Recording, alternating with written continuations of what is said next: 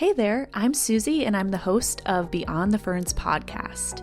Each week, I take you beyond the headlines into the stories that linger long after the news fades. From chilling true crime and unsolved cold cases, to paranormal encounters, cults, and extraordinary survival stories. It's a little bit of everything for everyone. Whether you're drawn to mysteries, fascinated by the strange and unexplained, or simply love a good story, I focus on the truth, the details, and above all, justice for the victims and survivors. So buckle up, things are about to get a little scary. Follow Beyond the Ferns wherever you get your podcast. Thanks, y'all. Something's coming. Do you hear it? Can you see it? Trundling across the common, following the old holloways, sauntering down the lane, rocking up into the market square, laying out its wares. It reels you in with mysteries, trades with you fantastic tales, spins for you fascinating stories. Stories like the haunted pound stretcher, flying saucers, poisoners and body snatchers, haunted woodland, and the secret tunnels beneath our feet. Weird in the Wade is on its way. A podcast that explores everything that is weird, wonderful, and a little off-kilter in the town of Biggleswade in Bedfordshire. If you like your spooky stories told with a dash of historical context, or you like your history with a pinch of the paranormal, then this is the podcast for you. Never miss an episode. Subscribe to Weird in the Wade wherever you're listening now. Hello and welcome to I Talk to Ghosts. I'm your haunted host, Jennifer. I'm a professional medium, and thank you for joining me tonight in my spirit parlor. Tonight, I want to talk about the old traditional holiday of Imbolc. Imbolc in itself is an old Gaelic word that means in the belly, because it's acknowledging that's the time of year that life is stirring again after the cold, long winter months. In the Northern Hemisphere, Imbolc happens around February 1st or February 2nd. And what it is, it's a cross-quarter day. Now, what's that? It's the day that marks the halfway point between the winter solstice in December and the spring equinox, which is in March. Now, personally, this is why I absolutely love Imbolc and is one of my favorite holidays. Winter is kind of hard for me. I love to be outdoors. I love to roam around in the warm months and enjoy the greenery. And Imbolc is the first official day that acknowledges that spring is definitely coming, and hold tight, we are almost there. So Imbolc traditionally honors many goddesses, including the goddess Bridget, who is the goddess of prosperity, healing, and crafting, as well as the goddess of fire, the sun, and the hearth. She is said to bring fertility to the land, and she is the maiden aspect of the triple goddess of Maiden, Mother, Crone. If all those things resonate with you, there are a few things you can do to celebrate Imbolc. It's a time to create space inside and out for new beginnings. This is why we have spring cleaning.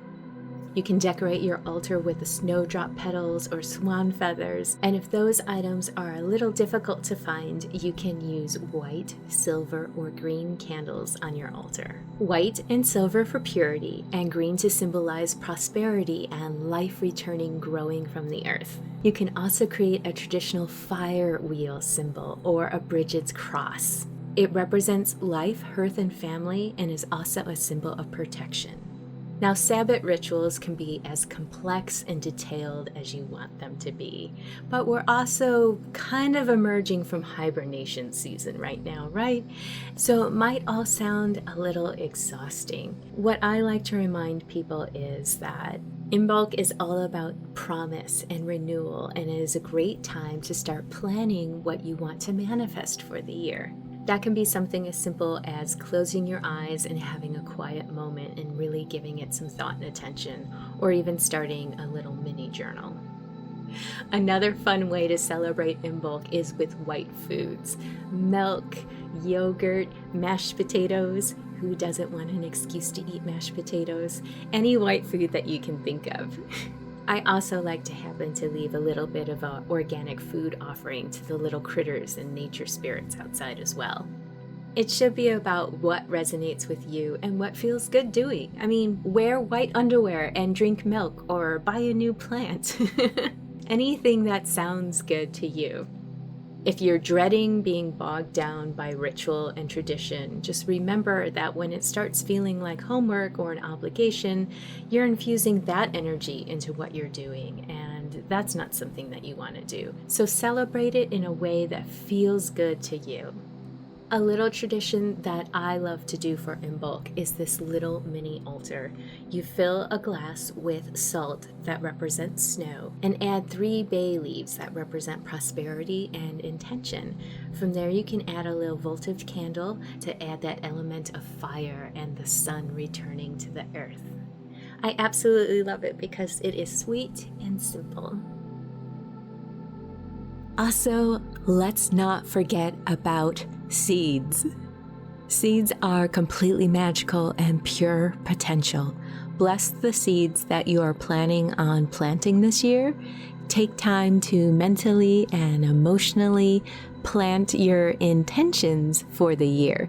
Just a little research, you can select seeds that correspond with what you want to energetically cultivate, such as marigolds for money and protection, basil, jasmine, or roses for love, lavender for psychic work and tranquility. Bless the seeds you will be planting this year. Eventually, you're going to nurture and watch all of this grow and thrive. Aside from seed work, there are herbs that you can work with during this time.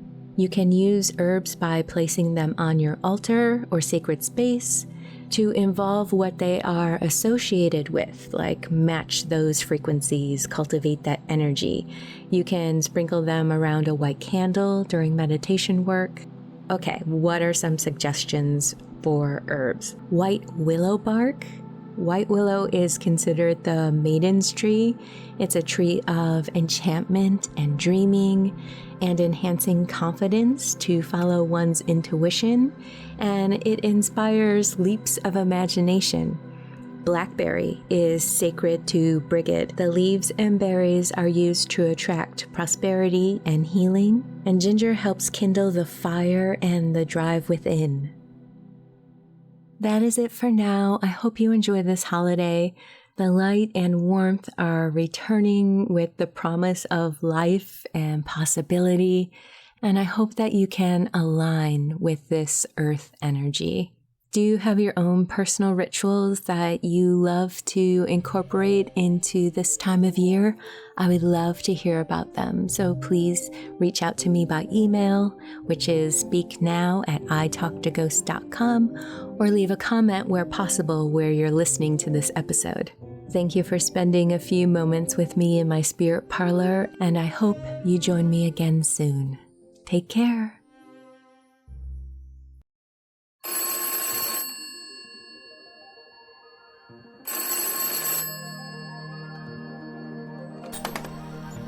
I write a lot of songs about relationships, but the truth is the song is never the whole story. Attachment Theory is a podcast about the things in relationships that keep us guessing. Why we stay, why we leave, and why we keep repeating the same patterns. Each episode is built around a song from my upcoming record. Not about the music itself, but about the love and heartbreak behind it, and the universal things that come up when we're face to face with the mirror of a romantic partner. If you've ever wondered, am I asking for too much or just asking the wrong person? This podcast is for you. I'm Aubrey Sellers. This is Attachment Theory.